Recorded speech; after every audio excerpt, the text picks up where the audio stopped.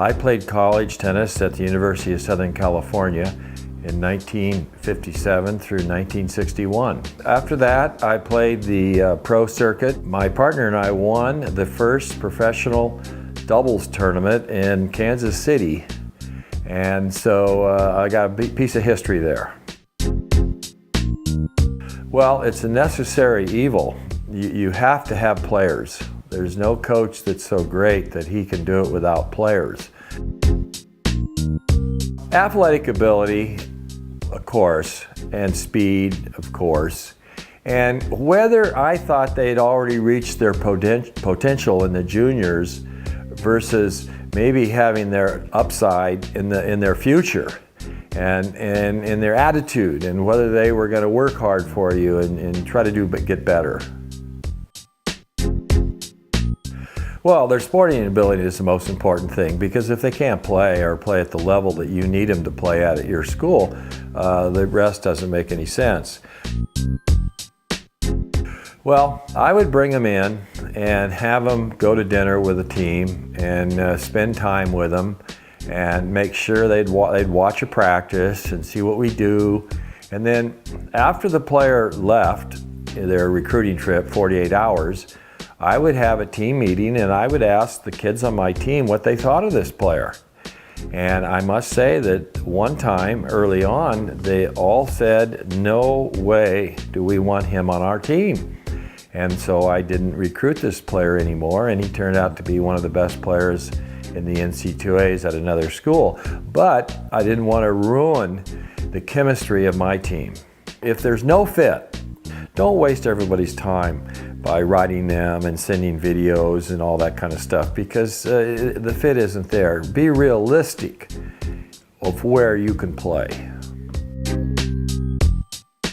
Yeah, the mistakes that I made that I wish I could have done over were when the very, very best players, you hope to recruit them to your university because you knew they would help your team and you would have a better team.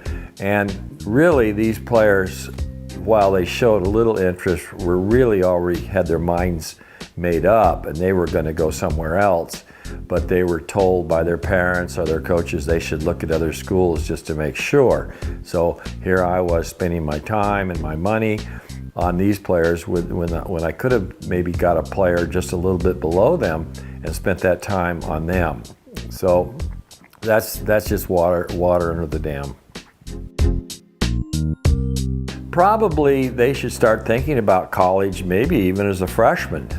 They should be looking and thinking, and then in earnest by their junior year, they should start sending out letters, finding out if there's an interest, talking with other friends that are tennis players to see what their thinking is. And, between your junior and senior year, as of July 1st, you can actually talk to the coach. He can call you, but you want to start narrowing that list down, I would say, by your junior year.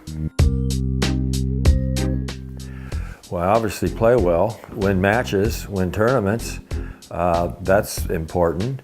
Other things are to show sportsmanship when they're playing in tournaments, because the coaches maybe are there watching them, especially when a coach is watching.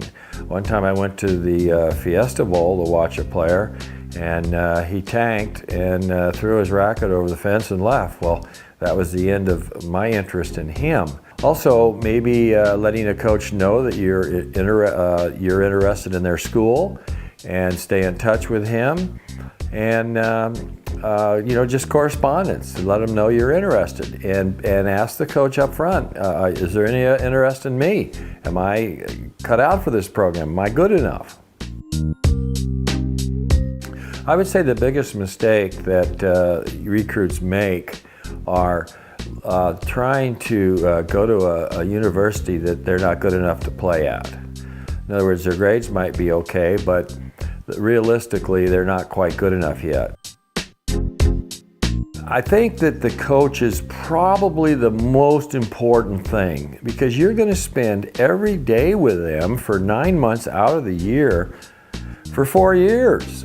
So you better like that coach and believe in him and think he's good.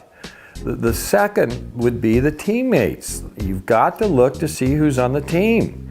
If they're a bunch of people that you don't think you would pair up well with and like to be around, then you're going to be miserable on every road trip where you have to stay with them and be with them. Not really. I didn't care about hearing from the parents. I knew what I was doing. I was confident what I was doing. But I think a good advice for any parents is to try to turn their child over to the coach and let him spend some time with him, because you've had him for 18 years and maybe he needs to be around somebody else for a while. It's very important that once they narrow down to 5, they go and get to know the people on the team to make sure they would want to be with them all the time.